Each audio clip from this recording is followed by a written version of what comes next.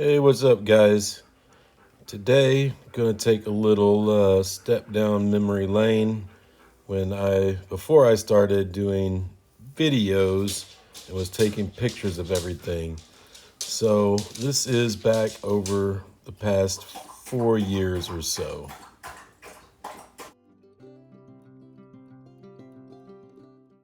Here's a look at our little pond that looks fairly big when it's full, but once it starts to dry up, as it did a couple of summers ago, it gets really, really low. And just as it got down to its lowest point, we ended up getting some good rains and it filled it up, overfilled it actually, as you can see. And well, that was nice to get the water in it. And we were able to do a little fishing. As you can see, little fishing is about all that's going to be done in there. Those are some tiny fish, but it filled back up nicely. I was looking for a side by side or four wheeler or something to take out to the property, but ended up picking up this Jeep instead. It turned out to be a pretty good investment at the time. I like it and it's a lot of fun out there. This is the road we had to cut in to get from one side of the other to the other side of the property where the tank is. And yeah, it took the Jeep goes through it pretty good. It can be a little fun when it's wet and muddy. And taking the Jeep out down there and up the creek, playing around the mud is fun. And what's not so fun are these snakes crawling around and leaving their skin there. I'm assuming he was looking for these mice that made a home underneath the hood of the Jeep. This here is a little mud hole that I take the Jeep up and down. I like going four wheeling. It's kind of fun getting out there playing around in the mud.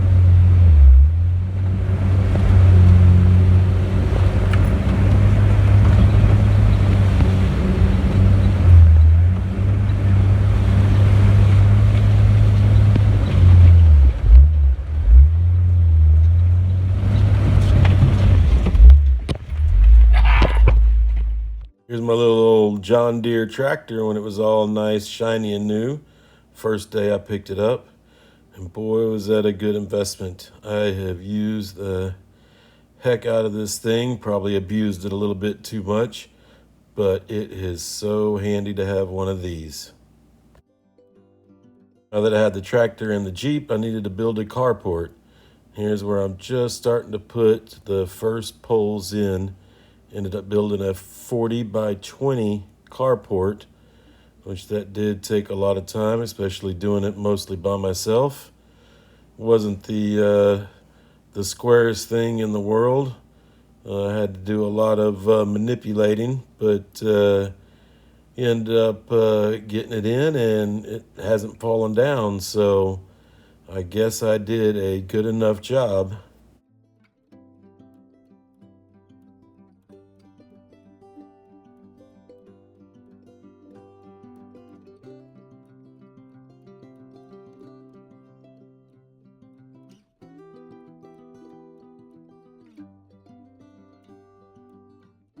Here I finally got the first 20 feet done, so I was able to get the tractor and the Jeep all the way under it. Now that I got the first 20 feet done, it's time to get started on the next 20.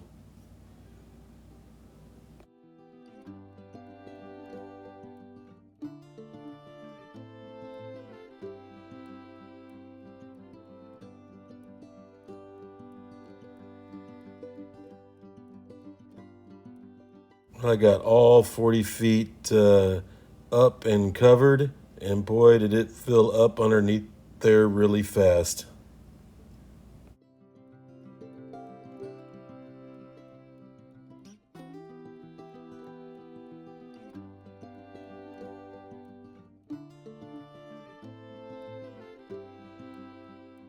This here goes way back almost to the beginning.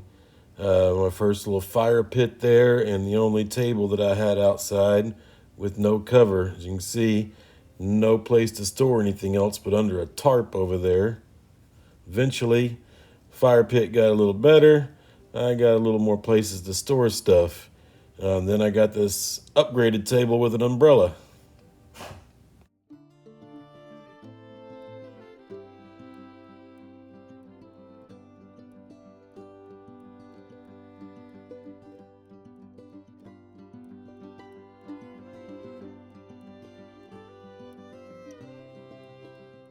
So the table with the umbrella was an upgrade from the little red one.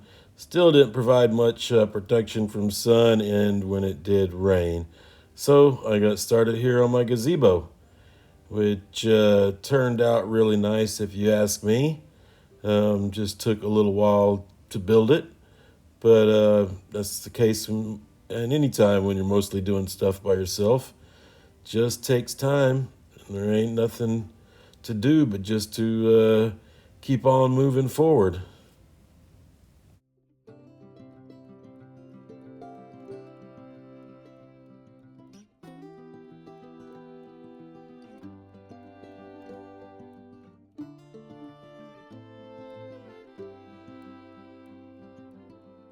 I did get a little help a few times. Here is my son helping me put in some lag bolts to strengthen up everything. That was some nice help to have out there. Here I got the ceiling fans being installed after I installed the solar, which works out pretty well. It runs the fans good and the lights up around the edge of the gazebo.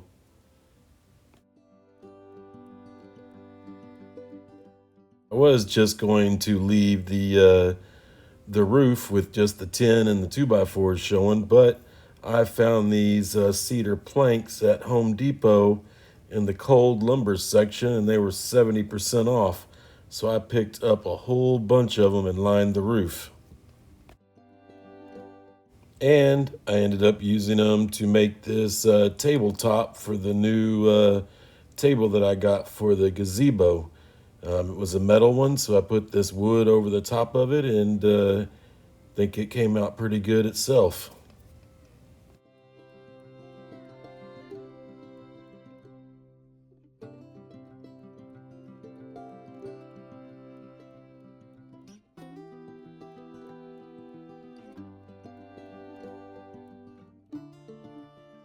This here would be the generator shed that I put up really quick and aiming to replace coming here in a couple of weeks. I'll start on that build to make an 8x8, 9 foot tall or so, instead of this little 4x8 shed.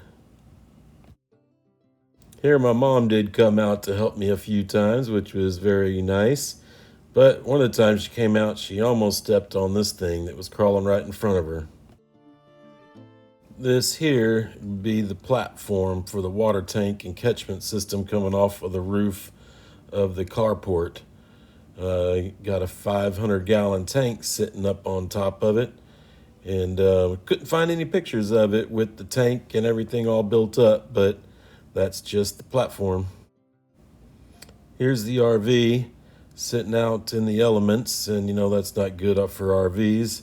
So I ended up purchasing this 40x20 cover for it, and here's when it's getting installed.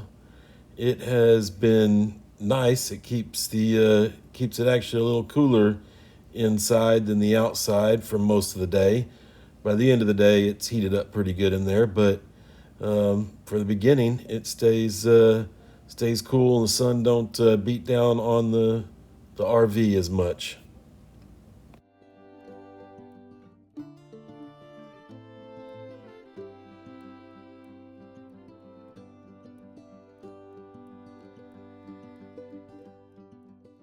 Now that I got the RV covered and I got the water tank in, it was time to put in a water pipe from the shed over to the RV, so I didn't have to run a water hose.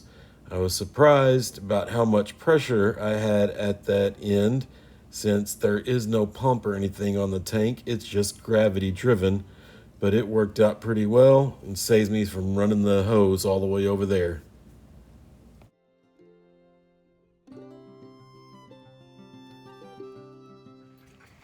Come here. Go. Come on, let's get in. Go. So we ended up building a deck with a longer ramp for him to get up in and be able to walk up easily, which he didn't really like at first, but he did get used to it. And I have to admit, I kind of like it out there on front. Makes it easier to get in.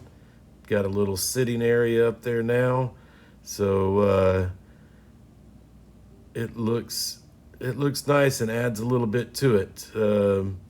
Really good build there for the RV.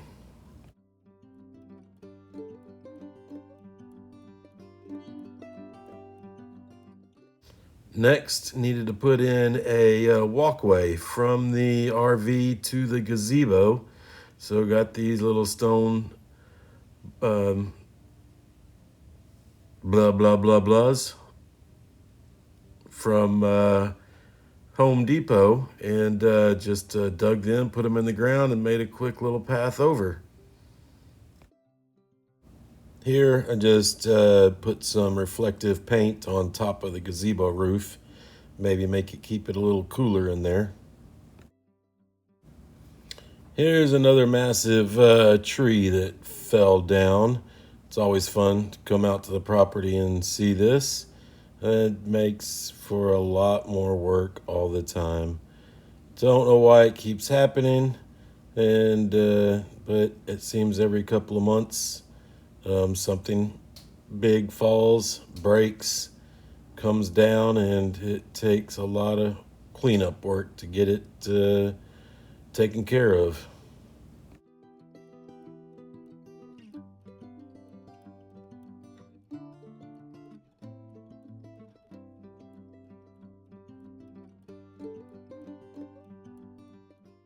Here's one of those Osage orange trees that just grows wild out there.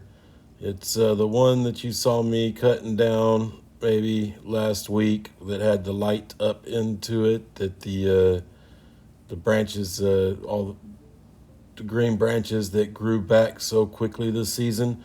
But this was it before it got cut down.